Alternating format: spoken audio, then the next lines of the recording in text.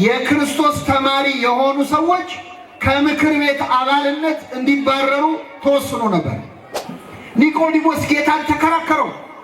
እንዴት ከውሃና ከመንፈስ ሰው ይወለዳል? እንዴት ሊሆን ይችላል? ጌታ ጊዜ ተበሳጨ፣ አዘነበት። ምን አለው? አንተ የእስራኤል መምህር ስትሆን ይህንን አታውቅምን? አንድ ሰው መጥቶ አንተ ውሻ ከሚላችሁና የኔ ውሻ ከሚላችሁ የቱ ይሻላችሁ? መጀመሪያ ይለያያል አይለያይ? ሁለቱም ላይ እኮ ውሻ ነው የተባለው። አንተ ውሻና የኔ ውሻ ምን ይለየዋል? አንተ ውሻ ስትባሉ ደስ ይላችኋል? የኔ ውሻ ስትባሉ ትሽኮረመማላችሁ። ይወደኛል ግን እኮ ውሻ ነው የተባለው። እና የጌታን ትምህርት ቁጭ ብለው ጸጥ ብለው እየተማሩ ነው። በዚህ መሃል ሁለት ወታደሮች መጡና ምን አደረጉ መሰላችሁ? አይ አሁን ህዝብ መሃል ከምንረብሽ ትምህርቱን አሁን ይጨርስ የለ ሲጨርስ አስረን ይዘነው እንሄዳለን ብለው እነዚህ ሁለት ወታደሮች ቁጭ ብለው የጌታን ትምህርት ሲማሩ ደስ ብሏቸው ለምን እንደመጡ ረሱት። ምን ሊያደርጉ ነው የመጡት? ሊይዙት ነው። ሰንሰለት ይዘው እኮ ነው የመጡት። ረሱት። የክርስቶስ ትምህርት ልታስረው መጥተህ ለምን እንደመጣ የሚያስረሳ ነው። በእውነት አምላካችን ቃሉን ያሰማል። በፍርሃት በመንቀጥቀጥ ሆነው ዮሴፍና ኒቆዲሞስ ክርስቶስን ገነሱት። ኒቆዲሞስ ማለት የክርስቶስ የክፉ ቀን ወዳጅ ነው። ምዕመናን፣ የጭንቅ ቀን ወዳጅ ነው። በተዋረደበት ቀን፣ ዘመድ ባጣበት ቀን ዘመድ መሆን የቻለ ጻድቅ ነው። በእውነት በረከቱን ያሳድርብን።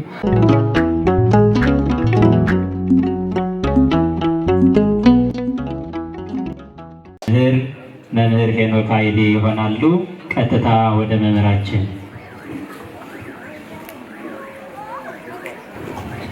በስመ አብ ወወልድ ወመንፈስ ቅዱስ አሐዱ አምላክ አሜን።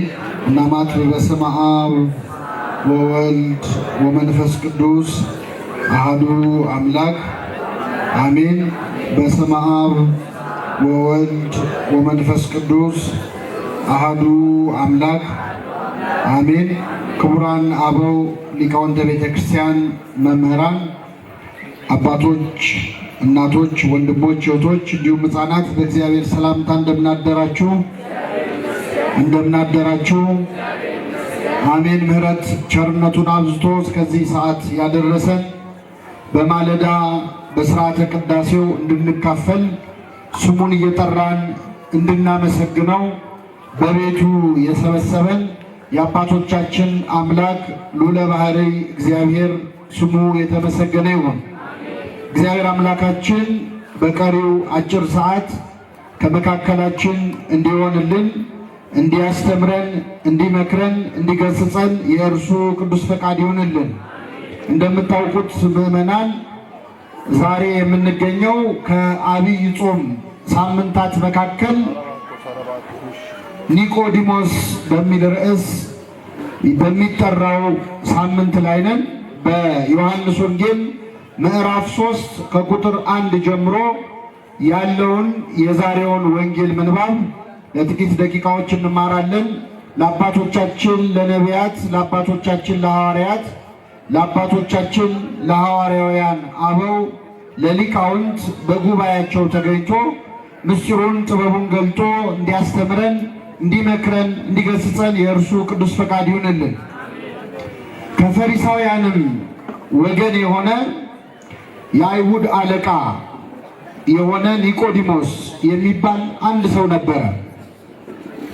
እርሱም በሌሊት ወደ ኢየሱስ መጥቶ መምህር ሆይ እግዚአብሔር ከእርሱ ጋር ከሆነ በቀር አንተ የምታደርጋቸውን እነዚህን ምልክቶች ሊያደርግ የሚችል የለምና መምህር ሆነ ከእግዚአብሔር ዘንድ እንደመጣ እናውቃለን አለው። ኢየሱስም መልሶ እውነት እውነት እልሃለሁ ሰው ዳግመኛ ካልተወለደ በቀር የእግዚአብሔርን መንግሥት ሊያይ አይችልም አለው። ኒቆዲሞስም ሰው ከሸመገለ በኋላ እንዴት ሊወለድ ይችላል? ሁለተኛ ወደ እናቱ ማኅፀን ገብቶ ይወለድ ዘንድ ይችላልን? አለው። ኢየሱስም መለሰ እንዲህ ሲል እውነት እውነት እልሃለሁ ሰው ከውሃና ከመንፈስ ካልተወለደ በቀር ወደ እግዚአብሔር መንግሥት ሊገባ አይችልም። ከሥጋ የተወለደ ሥጋ ነው፣ ከመንፈስም የተወለደ መንፈስ ነው። ዳግመኛ ልትወለዱ ያስፈልጋችኋል ስላልኩ አታድንቅ። ነፋስ ወደሚወደው ይነፍሳል፣ ድምፁን ትሰማለህ፣ ነገር ግን ከወዴት እንደመጣ ወዴትም እንዲሄድ አታውቅም። ከመንፈስ የተወለደ ሁሉ እንዲህ ነው። ኒቆዲሞስም መልሶ ይህ እንዴት ሊሆን ይችላል አለው። ኢየሱስም መልሶ እንዲህ አለው፣ አንተ የእስራኤል መምህር ስትሆን ይህንን አታውቅምን? እውነት እውነት እልሃለሁ የምናውቀውን እንናገራለን፣ ያየነውንም እንመሰክራለን፣ ምስክርነታችንንም አትቀበሉትም። ስለ ምድራዊ ነገር በነገርኳችሁ ጊዜ ካላመናችሁ ስለ ሰማያዊው ነገር ብነግራችሁ እንዴት ታምናላችሁ? ከሰማይ ከወረደ በቀር ወደ ሰማይ የወጣ የለም፣ እርሱም በሰማይ የሚኖረው የእግዚአብሔር ልጅ ነው። በእርሱ የሚያምን ሁሉ የዘላለም ሕይወት እንዲኖረው እንጂ እንዳይጠፋ እግዚአብሔር አንድያ ልጁን እስኪሰጥ ድረስ ዓለሙን እንዲሁ ወዷልና ይላል። ስለ ቃሉ አምላካችን ስም የተመሰገነ ይሁን። እንግዲህ ምዕመናን፣ ቀደም ሲል ያነበብኩላችሁ ወንጌል ክፍል እዚህ ቤተክርስቲያን ዙሪያ ያላችሁ ሁላችሁም በሕይወታችሁ ለመጀመሪያ ጊዜ የሰማችሁት ወንጌል ነው። በሕይወታችሁ ለመጀመሪያ ጊዜ ወደ ቤተክርስቲያን በመጣችሁበት ቀን፣ እስቲ መቼ ነው የመጀመሪያ ጊዜ ቤተክርስቲያን የመጣችሁት? መቼ ነው የመጣችሁት? በ40ና በ80 ቀን ልንጠመቅ ስንመጣ የሚነበበው ወንጌል አሁን ያነበብነው ወንጌል ነው። ምናልባት ላታስታውሱ ትችላላችሁ። የዛኔ ቢዚ ናችሁ፣ ጡት እየጠባችሁ አይደል? ሐሳብ ላይ ልትሆኑ ትችላላችሁ። ግን ስጋችን ባትሰማ ምናችን ትሰማለች? ነፍሳችን የሰማችው የመጀመሪያው ወንጌል የዮሐንስ ወንጌል ምዕራፍ 3 ነው። አሁን ያነበብነው ክፍል ነው ቤተክርስቲያናችን አንብባ ክርስትና አንስታ ሁላችንን የእግዚአብሔር ልጆች ያደረገችን ማለት ነው። ይህ ታሪክ በጣም አስደናቂ ነው በእውነት። በዚህች አጭር ሰዓት ግን ስለ አንድ ሰው የክርስትና ጉዞ በአጭር ሰዓት ብቻ ልነግራችሁ ሞክራለሁ። የትምህርታችን ርዕስ የኒቆዲሞስ ክርስትና ይሰኛል። እስኪ በሉ የኒቆዲሞስ ክርስትና። ኒቆዲሞስ ምዕመናን ከመጽሐፍ ቅዱስ በአዲስ ኪዳን ከአዲስ ኪዳንም በወንጌላት ከወንጌልም በዮሐንስ ወንጌል ብቻ ስሙ የተጻፈ ሰው ነው። ዮሐንስ ወንጌል ላይ ኒቆዲሞስ 3 ቦታ ላይ ተጠቅሷል። ከነዚህ 3 ቦታዎች ውጪ አታገኙትም። የመጀመሪያው አሁን የጠቀስኩላችሁ የዮሐንስ ወንጌል ምዕራፍ 3 ላይ ያለው ታሪክ ነው። ዮሐንስ ወንጌሉን ሲጀምር 3ኛውን ምዕራፍ ምን ይላል? የአይሁድ አለቃ የነበረ ኒቆዲሞስ የሚባል አንድ ሰው ነበረ ብሎ ነው የሚጀምረው። ኒቆዲሞስ የአይሁድ አለቃ ነው። አለቅነቱ ምዕመናን ስለ 3 ምክንያቶች ነው። የመጀመሪያው በጣም ባለጸጋ ነው፣ ባለሀብት ነው፣ ብዙ ገንዘብ ያለው ሰው። ሁለተኛው በጣም የተማረ ሰው ነው። የኦሪትን ትምህርት ጠንቅቆ የሚያውቅ ምሁረ ኦሪት ነው። ስለዚህ በትምህርት የማይታማ ከፍተኛ እውቀት ያለው ሰው ነው። በዚህ የተከበረ ነው። አለቅነቱ ሁለተኛው እሱ ነው። የመጀመሪያው በሀብቱ፣ ሁለተኛ በእውቀቱ፣ ሶስተኛ የፖለቲካ ባለስልጣን ነው ምዕመናን። በዛን ዘመን የነበረው ሲንሃድሪን የሚባለው የአይሁድ ምክር ቤት አለ፣ ሸንጎ። የዚያ ሸንጎ አባል ነው ኒቆዲሞስ። ስለዚህ የምክር ቤት አባል የሆነ ትልቅ ባለስልጣን ነው። በሀብቱ በሹመቱም በእውቀቱም ከፍ ያለ ስልጣን ያለው ሰው በማታ ወደ ኢየሱስ መጣ፣ በሌሊት ወደ ኢየሱስ መጣ ይላል ወንጌሉ። እስኪ በሉ በሌሊት ወደ ማን መጣ? በሌሊት ወደ ኢየሱስ ለመምጣት ያብቃል። እኛ በሌሊት ወዴት ነው የምንሄደው ክርስቲያኖች? እኛ ሌሊት የት ነው የምናመሸው? ስልጣን ያላቸው ሰዎች እንደ ኒቆዲሞስ ባለስልጣን የሆኑ ሰዎች ሌሊቱን የት ነው የሚያሳልፉት? ሀብት ያላቸው ሰዎች ሌሊቱን የት ነው የሚያሳልፉት? ገንዘብ ያላቸው እውቀት ያላቸው ሰዎች ሌሊቱን የት ነው የሚያሳልፉት? እናውቀዋለን እኮ ሌሊት የት እንደምናሳልፍ እናውቀዋለን። በሌሊት ብዙ ኃጢአት ይሰራል። በሌሊት ብዙ ክፉ ስራ ይሰራል። ብርሃን ባልሆነ ሰዓት ጨለማን ተገን ተደርጎ ብዙ ወንጀል ይሰራል። ሰው ይገደላል፣ ይቀማል፣ ማመንዘሩ፣ መስረቁ፣ መስከሩ ብዙ ኃጢአት የሚሰራው በሌሊት ነው። ይህ ኒቆዲሞስ ግን በሌሊት ወደ ማን መጣ? ወደ ኢየሱስ ለመምጣት ያብቃን አምላካችን። በሌሊት ወደ ሰዓታት፣ በሌሊት ወደ ማህሌት፣ በሌሊት ወደ ቤተ መቅደስ የሚገሰግሱ እግሮች በእውነት የተባረኩ ናቸው። እግሮቻችንን በሌሊት ወደ ቤቱ ያቀናለን። ይህ ማለት ግን ምዕመናን ሌሊት ሲባል የግድ ሰዓቱን ብቻ አይደለም። ሌሊት ማለት የጨለማ ሰዓት ነው። ብርሃን የሌለበት ሰዓት ነው። መንገድ የማይታይበት ሰዓት ነው። የሚያስፈራ ሰዓት ነው። አራዊት የሚሰለጥኑበት ሰዓት ነው። ሌሊት አስጨናቂ ሰዓት ነው። ስለዚህ ክርስቲያኖች ማታ ማታ ማለት ብቻ አይደለም። በሕይወታችን እኮ ሌሊት ውስጥ የምንሆንበት ጊዜ አለ የለም? ሁሉ ነገር የሚጨልምበት ቀን አለ የለም? አለ። ዙሪያው ገደል የሚሆንብን ጭልም የሚልብን ጊዜ አለ። በእንዲህ አይነት ሁኔታ መምጣት ያለብን ወደ ማን ነው? ወደ ኢየሱስ ነው። ወደ ኢየሱስ፣ ወደ እግዚአብሔር። ስለዚህ በሌሊት ወደ ኢየሱስ መጣ ይላል ኒቆዲሞስ። ሌሊት ግን ያስመጣው ምክንያት አለው። ክርስቲያኖች ኒቆዲሞስን ካልጠፋ ሰዓት ወደ ክርስቶስ በጨለማ የመጣበት ምክንያት ዝም ብሎ አይደለም። በዚያን ጊዜ ክርስቶስን ቀርቦ ማነጋገር በተለይ ለመንግስት ባለስልጣን፣ በተለይ ለባለ ሀብት፣ በተለይ ደግሞ የኦሪትን ትምህርት ለተማረ ሰው ክብር የሚያሰጥ ነገር አልነበረም። እንዲያውም የክርስቶስ ተማሪ የሆኑ ሰዎች ከምክር ቤት አባልነት እንዲባረሩ ተወስኖ ነበር። ስለዚህ ኒቆዲሞስ ከክርስቶስ እግር ስር ቁጭ ብሎ ሲማር ሰዎች ካዩት የመጀመሪያው ስልጣኑን ሊያጣ ይችላል። ተመልከቱ፣ ሹመቱን ሊያሳጣ ይችላል። አንደኛ።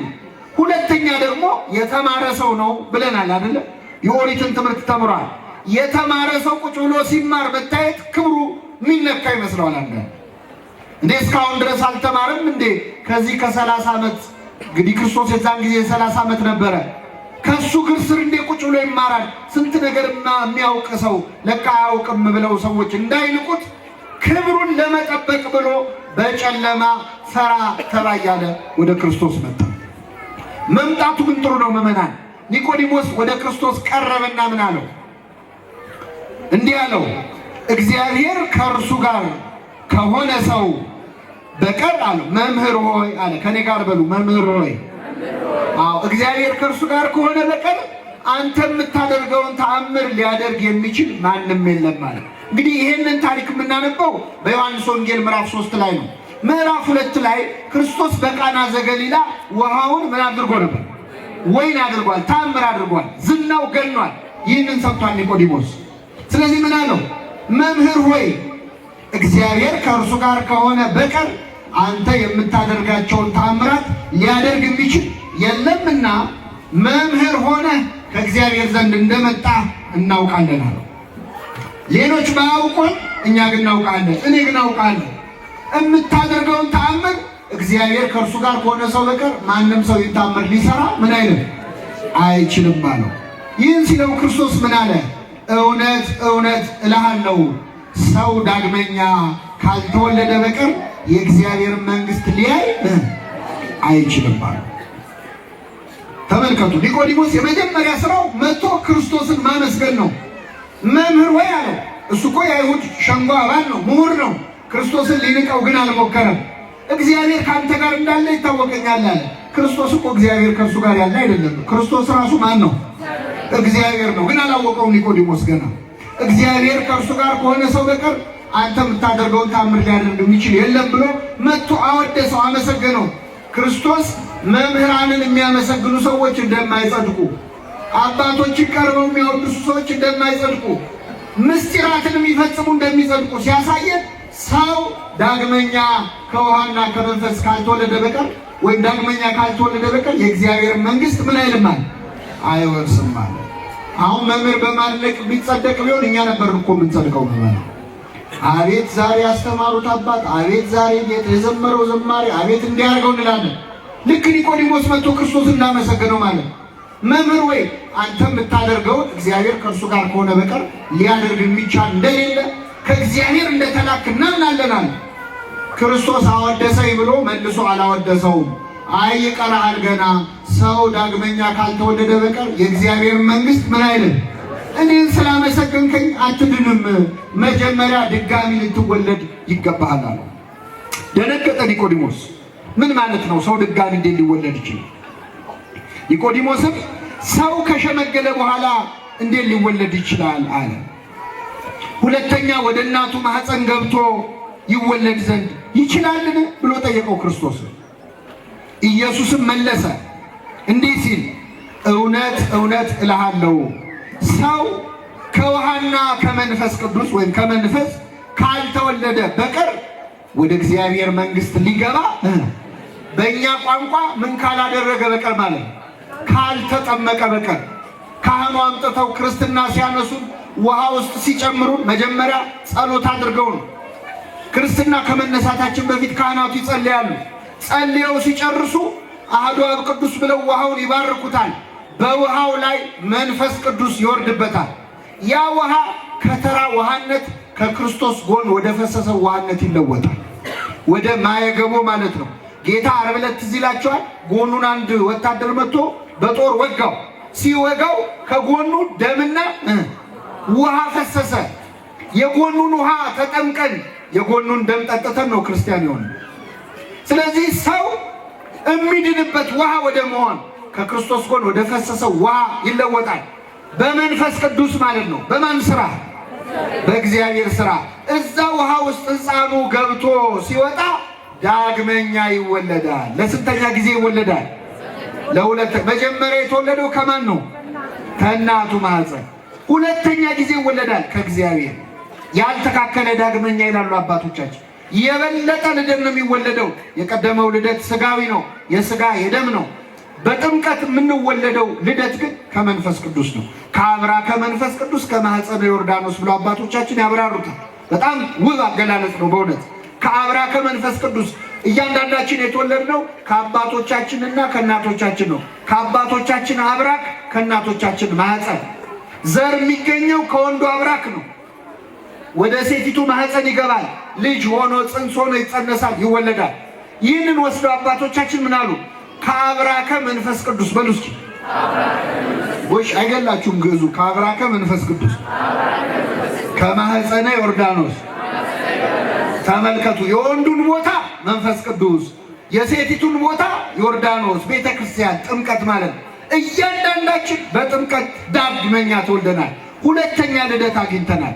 ይህንን ልደት የሰጠን አምላክ ስሙ የተመሰገነ ይሁን። ልጆቼ ብሎ ሊጠራን ነው እኮ ፈቃደኛ ሆነው እግዚአብሔር። ታውቃላችሁ እዚህ ያለነው በሙሉ የማን ልጆች ነን? አይደለንም? ሁላችሁም ስትጸልዩ ቆማችሁ በሰማያት የምትኖር ምናችን ነው የምትሉ? አምላካችን ነው የምትሉ? ብቻችሁን ስትሆኑስ አባታችን ሆይ ነው የምትሉት ወይስ አባቴ ሆይ ነው የምትሉት? ብቻችሁን እኮ ናችሁ። ብቻችሁን ሆናችሁ አባቴ ሆይ ነው አባታችን ሆይ ነው የምትሉት? አይገር ሁላችንም ብቻህንም ሆንክ አብረህም ሆንክ አባታችን ሆይ ነው የምትለው። ፓትርያርኩስ ቅዱስ ፓትርያርኩ ብፁዕ ቅዱስ አቡነ ማትያስ ሲጸልዩ በሰማያት የምትኖር ምናችን ሆይ ነው የሚሉት? አይገርምም? እኩል ነን ለካ በአባትነት።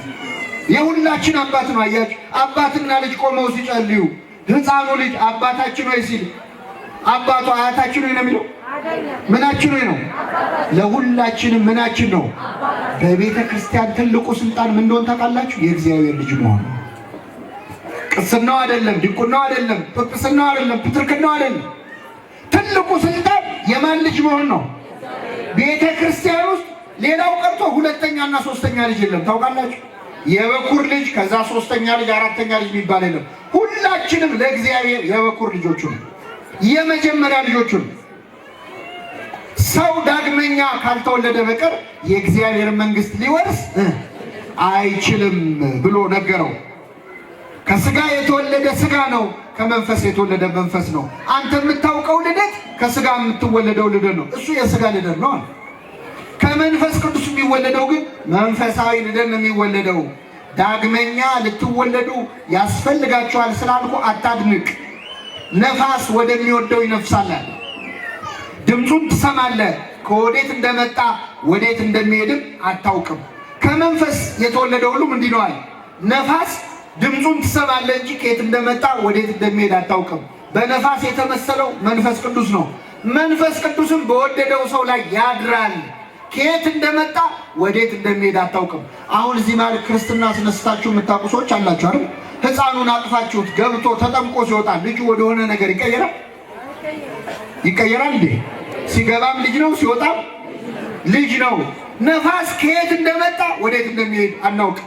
መንፈስ ቅዱስ መቼ እንደወረደ፣ መቼ ውሃውን እንደቀደሰው፣ መቼ ለልጁ ልጅነት እንደሰጠው አናውቅም። መንፈሳዊ ልደት እንደ ነፋስ ነው አለ ክርስቶስ። ለኒቆዲሞስ እንዲህ ብሎ አብራራለን። ይህ ጊዜ ኒቆዲሞስ ሁለተኛ ጥያቄ ጠየቀ። ከኔ ጋር ናችሁ ምዕመናን? ኒቆዲሞስም መልሶ ይህ እንዴት ሊሆን ይችላል? ይህ እንዴት ሊሆን ይችላል? ቅድም የመጀመሪያው ጥያቄ ሰው እንዴት ወደ እናቱ ማህፀን ገብቶ ድጋሚ ሊወለድ ይችላል አለ። ይህ ጥሩ ጥያቄ ነው። ጌታ መለሰለት፣ የሚወለደው ከውሃና ከመንፈስ ነው፣ መንፈሳዊ ልደት ነው አለው። ሲለው ምን አለ ኒቆዲሞስ? ይህ እንዴት ሊሆን ይችላል? ይህ ጊዜ ክርስቶስ አዘነበት። የመጀመሪያው ጥያቄ እውቀት ከማጣት መልስ ከመፈለግ ስለጠየቀ መለሰለት። ሁለተኛው ጥያቄ ግን የጥርጣሬ ጥያቄ ነው። ይህ እንዴት ሊሆን ይችላል የሚል ጥያቄ ክርክር ነው። ይህን ጊዜ ያዘነ ክርስቶስ። እግዚአብሔር እውቀት ከማጣት ለምንጠይቀው ጥያቄ መልስ ይሰጠናል። እምነት ከማጣት ለምንጠይቀው ጥያቄ ግን ያዝንብናል። እንዴት ሊሆን ይችላል አለ። ለእግዚአብሔር የሚሳነው ነገር አለ? እንዴት ሊሆን ይችላል አለ። ተከራከረ። አያችሁ፣ ለዚህ ነው እመቤታችንን ስናመሰግናት እንደ ዘካርያስ ሳትጠራጠሪ፣ እንደ ኒቆዲሞስ ሳትከራከሪ ያመንሽ ብፅዕት ነሽ እንላለን። ኒቆዲሞስ ጌታን ተከራከረው። እንዴት ከውሃና ከመንፈስ ሰው ይወለዳል? እንዴት ሊሆን ይችላል አለ። ጌታ ይህን ጊዜ ተበሳጨ፣ አዘነበት። ምን አለው? አንተ የእስራኤል መምህር ስትሆን ይህንን አታውቅምን? እችን ቃል ከኔ ጋር በሉ። አንተ የእስራኤል መምህር ስትሆን ይህንን አታውቅም? አቤት! ከጌታችን እኮ የማያስተምረን ነገር የለም። ገሰጸው፣ ግን ሲገስጽ አክብሮ ነው የገሰጸው አይደል? ምን ብሎ ጀመረ? አንተ የምን መምህር ስትሆን የእስራኤል መምህር ነህ፣ የተከበርክ ነህ፣ ይህንን አታውቅም ወይ አለው። አባቶቻችን ይህን ሲገልጹ ምን ይላሉ? ዓለም ልሞ ገሰጸው ይላሉ። ምን ብሎ? ዓለም ልሞ ገሰጸው ማለት ክብሩን ጠብቆ ነው የተቆጣው። እኛ ብንሆን ምንም እኮ አታውቅም ተማርኩ ትላለህ እንጂ ምንም አታውቅም ብለን ሰውየውን እናበሳቸዋል። ጌታ ግን አከበረው።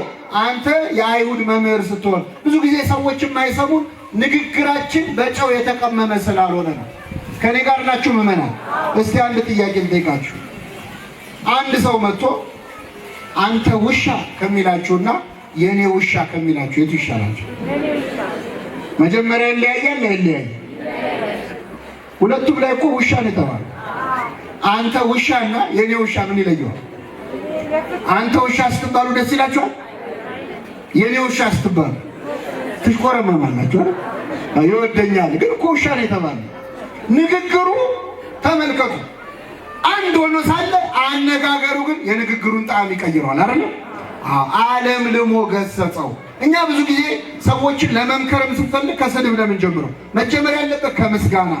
አንተ እኮ ትልቅ ሰው ነህ ታውቃለህ እኮ አሁን ይጠፋል ብለህ ብትጀምር ሰው ይሰማል። ከኔ ጋር ናችሁ?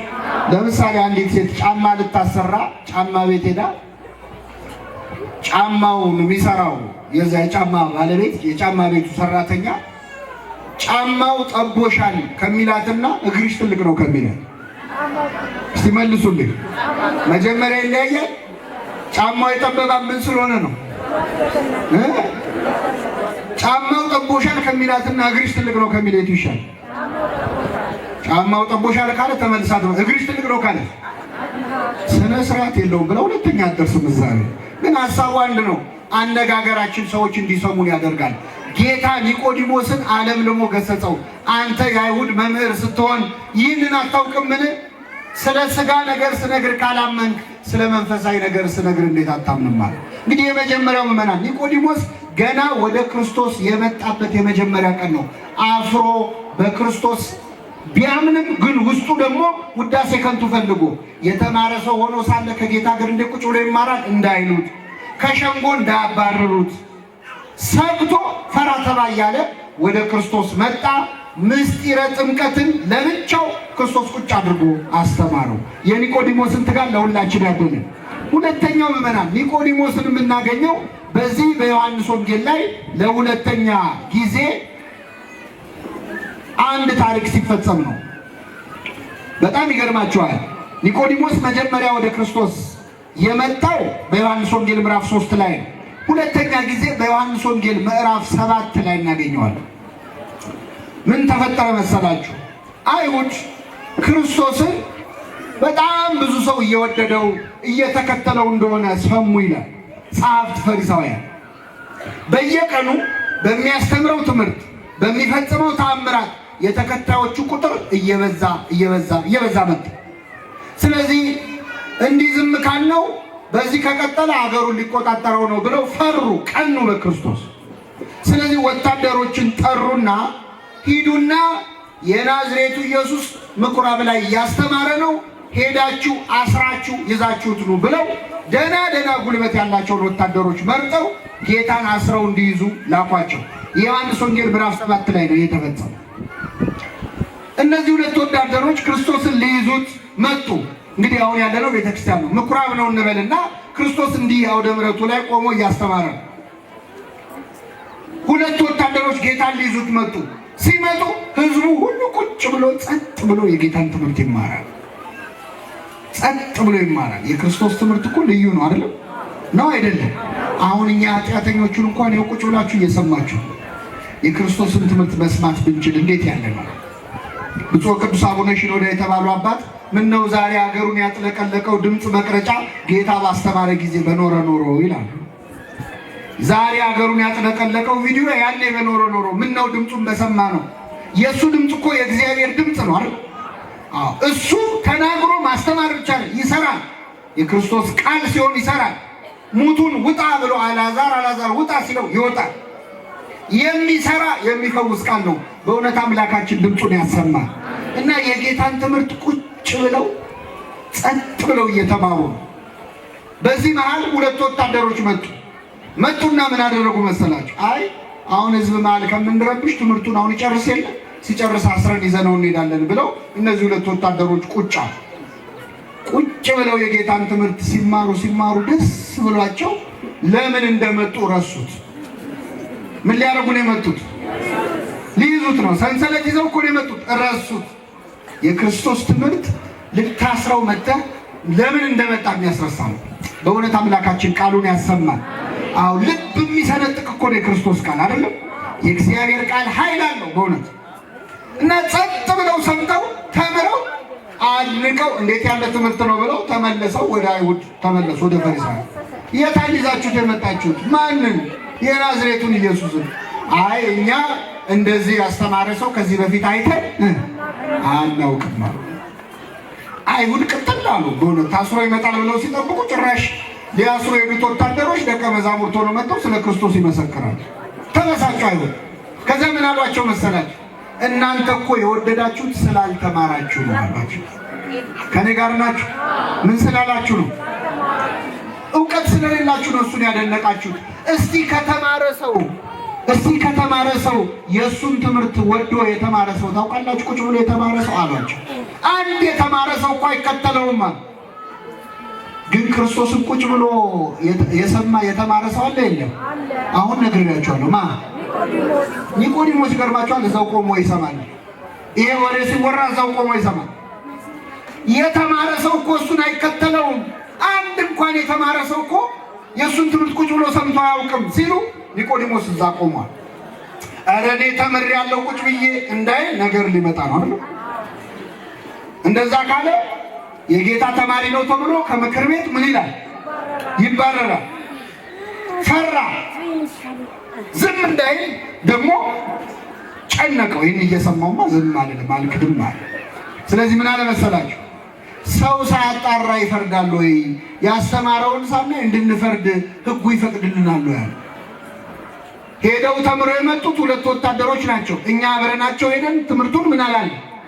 አልሰማንም፣ አልተማርንም። ባልሰማነው እንድንፈርድ ሕጉ ይፈቅዳል ወይ ብሎ ጥያቄ ጠየቀ ኒቆዲሞስ። እችን ጥያቄ ሲጠይቅ አንተ መች ተማርክ እንዳይሉት የተማረ ሰው ነው። አይ ነቢይ እኮ ከናዝሬት አይነሳም አሉት። አሁን ፈሩ፣ የተማረ ሰው ስለሆነ ማለት ነው። በቃ እንግዲህ እስቲ ሄደን መጽሐፍ እንመልከትና ነገሩን እናጣራለን ብለው ወደ የቤታቸው ተበተኑ ይላል። ኒቆዲሞስ በግልጽ ባይመሰክርም ቢያንስ ስብሰባውን በተነ። ከኔ ጋር ናችሁ ምዕመናን? ስለ ክርስቶስ ዝም ማለት አልፈለገም፣ ለመናገርም ደግሞ ፈራ። ስለዚህ በመናገርና በመፍራት መካከል ሆኖ ፈራ ተባ እያለ ክርስቶስ ስሙ ሲጠፋ መሃል ገብቶ ቢያንስ ስብሰባውን በተነው። ስለምን እየነገርኳችሁ ነው? ብዙዎቻችን እዚህ መካከል እንደ ኒቆዲሞስ ያለን ሰዎች አሉ። በሃይማኖታችን የምናፍር፣ በማተባችን የምናፍር፣ በክርስትናችን የምናፍር፣ አምላካችን ሲሰደብ ጸጥ ብለን ስድብ የምንጠጣ ሰዎች አሉ። ቤተ ክርስቲያን ስትሰደብ እንደ ውሃ ቁጭ ብለን የምንጠጣ ሰዎች አሉ። ነጠላ ይዞ መታየት፣ አይ ዛሬ ላስቀድስ ነው፣ ዛሬ ወደ ቤተ ክርስቲያን ልሄድ ነው ለማለት የምናፍር በጣም ብዙ ወጣቶች እዚህ ማለት ለመሳለም የሚያፍር መስቀል ሄዶ አሁን ክርስቶስ በእኛ ሳያፍር እኛ በሱ እንፈር። እሱ ስለኛ እርቃኑን ተሰቅሎ ያላፈረ እኛ እንዴት እናፍራለን? የምናሳፍረው እኮ እኛ ነበርን፣ እሱ አይደለም።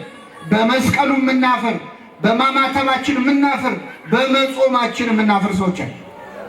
የሥራ ቦታችን ላይ፣ የስልጣን ቦታችን ላይ እንደ ኒቆዲሞስ የሹመት ቦታችን ላይ ኋላ ቀር ላለመባል፣ ሃይማኖተኛ መስሎ ላለመታየት ብዙ ነገር እኮ የምንናገር ወይ ብዙ ነገር ሲነገር ዝም እንላለን። በአምላካችን ከማፈር እግዚአብሔር በቸርነቱ ይጠብቃል። ኒቆዲሞስ ፈራ ተባ እያለ ተመልከቱ። መጀመሪያ በሌሊት መጣ፣ ሁለተኛ ግን ፈራ ተባ እያለ ስለ ክርስቶስ መሰከረ። ሶስተኛ ግን ኒቆዲሞስን የምናገኝ እዚሁ የዮሐንስ ወንጌል መጨረሻ ላይ ነው። ኒቆዲሞስ ዓርብ ዕለት መድኃኒታችን ኢየሱስ ክርስቶስ በተሰቀለበት ዕለት ነው። ክርስቶስ እንደምታውቁት በጽኑ መከራ ያንን ሁሉ ጅራፍ ተቀብሎ ተሰቅሎ ደሙን አፍሶ ስጋውን ቆርሶ በታላቅ ስቃይ ነፍሱን ከስጋው ለይቶ ስለ ሁላችን በመስቀል ላይ ሞተ። ክርስቶስ በሞተበት ሰዓት አይሁድ ሐሳባቸው ምዕመናን፣ አይሁድ ሐሳባቸው መስቀል ላይ መሰቀሉ ብቻ አይደለም፣ እሱ አላረካቸው። ከመስቀል ወርዶ ቆሻሻ የሚጣልበት ቦታ አለ፣ አስከሬን የሚጣልበት እዛ ቦታ ላይ እንዲጣል ነው የፈለጉት። እዛ የገሃነም ሸለቆ የሚባል አለ፣ እዛው ኢየሩሳሌም ጀርባ ያለ እንግዶች መጻተኞች የሚጣሉበት አስከሬን መጣያ ቦታ አለ። ስለዚህ ክርስቶስን ሰቅለው ታረኩም፣ ከመስቀል ወርዶ እዛ የገሃነም ሸለቆ ላይ እንዲጣል ነበር ሐሳባቸው። ይህ ጊዜ ሁለት ሰዎች በቆራጥነት የክርስቶስን ስጋውን ሄደው ጲላጦስ ጋር ሄደው ለመኑ። ከነዚህ ሁለት ሰዎች አንዱ ኒቆዲሞስ ነበር። ምዕመናን፣ የመጀመሪያ ቀን በሌሊት የፈራና ክርስቶስን ተደብቆ ያመነው ኒቆዲሞስ በአደባባይ ኧረ እኔ የእሱ ተማሪ ነኝ ብሎ ለመመስከር የፈራው ኒቆዲሞስ በዕለተ ዓርብ ክርስቶስ በሞተበት ቀን ግን ዛሬ ግን አልክድህም አለ። ተመልከቱ፣ ክርስቶስ እኮ ሞቷል። ቀና ብሎ አያየው፣ አይታዘበው። በዚያን ቀን በሞተበት፣ በተሰደበበት፣ በተዋረደበት ዕለት ደቀ መዛሙርቱ እንኳን እግሬ አውጪኝ ብለው በተበተኑበት ዕለት ኒቆዲሞስ ግን ታማኝ ሆኖ ተገኘ። ወደ ጲላጦስ ሄዱ። የአርማትያው ዮሴፍና ኒቆዲሞስ ሄደው የኢየሱስን ሥጋ ለመኑት ይላል። እስኪ በሉ የኢየሱስን ሥጋ ለመኑት። ለጲላጦስ ሄደው የማንን ሥጋ ለመኑት? የክርስቶስን ሥጋ ለመለመን ያብቃል።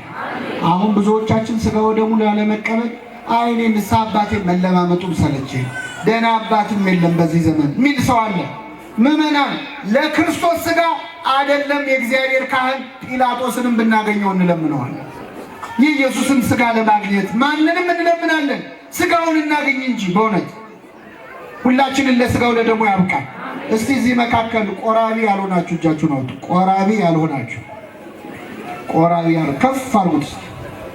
እኔ እኮ የሚገርመኝ አለማፈራችሁ እኮ ነው። አውርዱት፣ አውርዱት።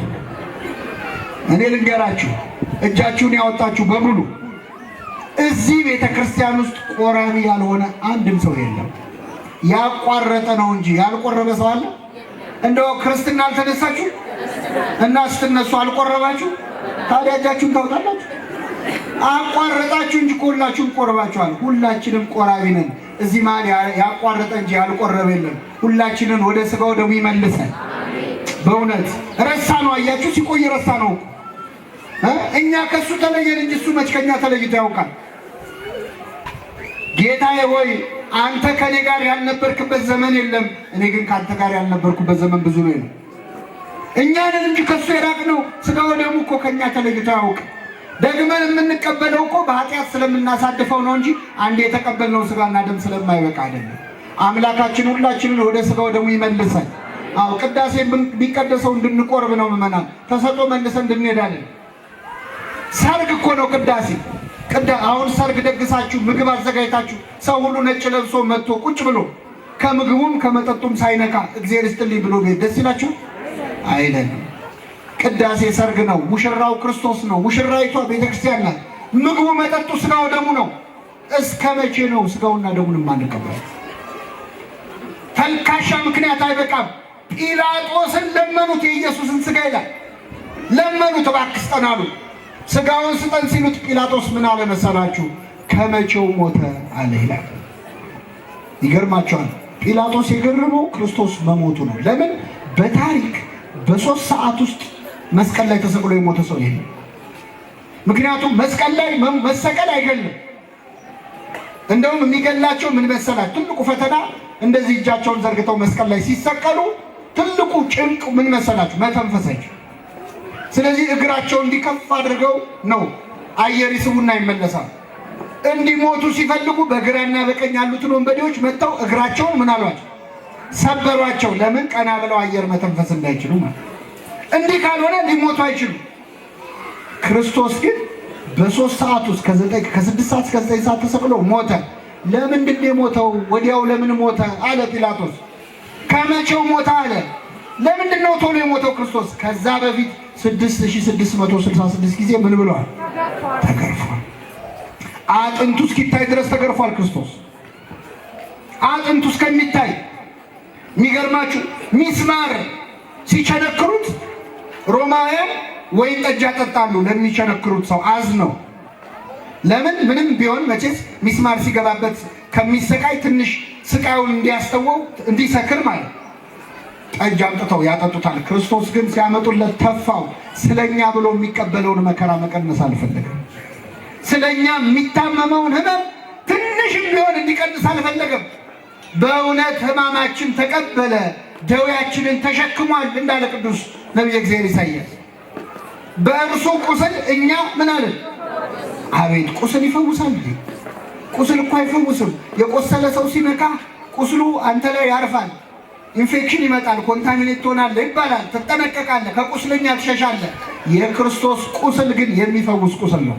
ስለኛ ብሎ ቆሰለ። ስለዚህ ቀርበው ለመኑት፣ የኢየሱስን ሥጋ ለመኑት ይላል። ደብዳቤ ጽፎ ውሰዱ አላቸው። ዮሴፍና ኒቆዲሞስ በእሱ የደረሰ ይደርስብናል ብለው ሳይፈሩ ከአይሁድ ሸንጎ ጋር ሳያድሙ ስልጣናችን ቢነካም ይነካ ገደል ይግባ ብለው ምስጉን ነው በክፎች ምክር ያልሄደ ብሎ ነቢየ እግዚአብሔር ያመሰገናቸው ዮሴፍና ኒቆዲሞስም መጡ ወደ ክርስቶስ። ከመስቀሉ አውርደው አቅፈው ከመስቀሉ አውርደው በክብር ገነዙት። ምዕመናን በግራና በቀኝ ቆመው ዮሴፍና ኒቆዲሞስ ጌታን መገነዝ እንዴት ያለ ክብር ነው ምዕመናን! በጣም ይገርማል እኮ። የደካሞች ብርታታቸው ወይ ደከምክን፣ ሙታንን የምታነሳቸው ወይ ሞትክን እያሉ እያለቀሱ፣ እውር የምታበራው ወይ ብለው አይኑን ሲከድኑ እየጨነቃቸው ቅዱስ ኤፍሬም ሶርያዊ ምን ይላል? አይን የሚያበራውን ጌታ ዮሴፍና ኒቆዲሞስ እንዴት ችላችሁ አይኑን ከደናችሁት ይላል። ሽባ የሚተረትረውን እጆቹን እንዴት አድርጋችሁ አሰራችሁት? ዮሴፍና ኒቆዲሞስ እየተንቀጠቀጡ እያለቀሱ ደከምከኑ መጽንዔሆሙ ለድኩማን፣ ለደካሞች ብርታታቸው ወይ ደከምክን፣ ሞትከኑ መንሥዔሆሙ ለሙታን፣ ሙታን የምታስነሳ ሆይ ሞትክን እያሉ እያለቀሱ ሲገንዙት መላእክት ወርደው ይላል። አንድም ክርስቶስ ይላል መላእክት ወርደው ክርስቶስ መላእክቱን ልኮም ይላል ብዙ መጻሕፍት። ምን አሏቸው? እንደ ሩቅ ብእሲ እንደ ተራ ሰው ለምን እያለቀሳችሁ ትገንዛላችሁ? እያመሰገናችሁ ገንዙት እንጂ ብለው ጸሎት አስተማሯቸው። ቅዱስ እግዚአብሔር ቅዱስ ኃያል ቅዱስ ሕያው ዘኢይመውት፣ ቅዱስ እግዚአብሔር ቅዱስ ኃያል ቅዱስ ሕያው የማይሞት የሚለውን ኪዳን ስናደርስ የምንጸልየውን ጸሎት እየጸለዩ በፍርሃት በመንቀጥቀጥ ሆነው ዮሴፍና ኒቆዲሞስ ክርስቶስን ገነዙት። ኒቆዲሞስ ማለት የክርስቶስ የክፉ ቀን ወዳጅ ነው። ምዕመናን የጭንቅ ቀን ወዳጅ ነው። በተዋረደበት ቀን፣ ዘመድ ባጣበት ቀን ዘመድ መሆን የቻለ ጻድቅ ነው። በእውነት በረከቱን ያሳድርብን። አሁን ዛሬ ቤተክርስቲያን ገብተን ስንሳለም እዚህ መቅደሱ ጋር መጣችሁ መጀመሪያ በግንባራችን ተደፍተን እንሰግዳለን። ስትሰግዱ የምንሳለመው መቃብሩን ነው፣ ጌታ የተገነዘበትን። በግራና በቀኝ ስንስም ዮሴፍንና ኒቆዲሞስን ነው የምንሳለማቸው። እናስታውሳቸዋለን። ቤተክርስቲያናችን ሁሌ ነው የምታስታውሳቸው። ቅዳሴዋ ላይ ቆመው የሚቀድሱት ካህናት ሰራዩ ካህንና ንፍቁ ካህን የዮሴፍና የኒቆዲሞስ ምሳሌ ናቸው። ቄሱም ቆሞ ጌታ ሆይ እኔንና አብሮኝ ያለውን ካህን ስጋህን እንደገነዙት እንደ ዮሴፍና እንደ ኒቆዲሞስ አድርገን ብሎ ነው የሚጸልየው። በእውነት በጣም የክርስቶስ ትልቅ ባለውለታዎች ናቸው፣ እድለኞች ናቸው። ክርስቶስን መገነዝ ትልቅ ክብር ነው አይደለም? አሁን ጌታ በዚህ ዘመን ኖሮ ሞቶ ብናገኘው እኛ ብንገንዘው ደስ ይለናል አይደል? ይለናል። ቅዱስ ኤፍሬም ሶርያዊ ምን ይላል? ጌታን መገነዝ ካማራችሁ እኔ ልንገራችሁ፣ ውጡና መንገድ ላይ የወደቁ ድሆች አሉ፣ እነሱን አልብሷቸው። ለእነሱ ካደረጋችሁት ለማን አደረጋችሁ? ለክርስቶስ አደረጋችሁት። እንደውም ቅዱስ ኤፍሬም በሌሊት እየዞረ ከነዳያን መካከል የሞተ ሰው ይፈልግ ነበር ይላል። የሞተ ካገኘ ደስ ብሎት ይገንዝ ነበር። ሲመለስ ፊቱ ፈገግ ብሎ ሲያዩት ምን ነው ምን አስደሰተ ይሉታል። ዛሬ ጌታዬን ገንዤው መጣሁ ይል ነበር። ለድሆች የምናደርገው ለክርስቶስ እንዳደረግነው ነው የሚቆጠረው። ቤተክርስቲያናችን ዮሴፍን ኒቆዲሞስን እስከ መጨረሻው የመጽናት ምሳሌ አድርጋቸዋለች። እኛ እንግዲህ አሁን 3 ደረጃዎች ነው የነገርኳችሁ። በክርስቶስ አፍሮ በሌሊት መምጣት የመጀመሪያው የኒቆዲሞስ ክርስትና ነው። ሁለተኛው ፈራ ተባ እያሉ መመስከር ሁለተኛው ደረጃ ነው።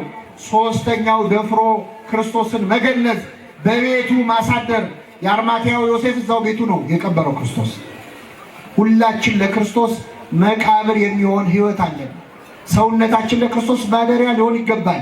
ከጲላጦስ ለምናችሁ በሰውነታችሁ በሆዳችሁ መቃብር ውስጥ ክርስቶስን አስገቡት። ትንሣኤው በእናንተ ሕይወት ላይ ይታያል።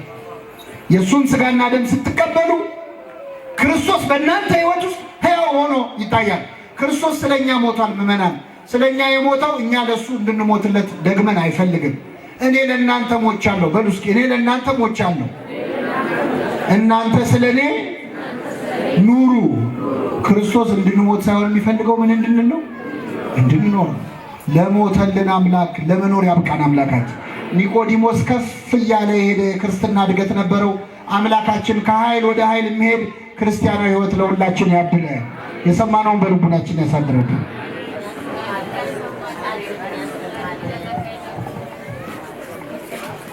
መምህራችን ላይ አድሮ ያስተማረን የመከረን አምላካችን እግዚአብሔር ስለማይነገር ስጦታው ክብርና ምስጋና ለስሙ ይሁን።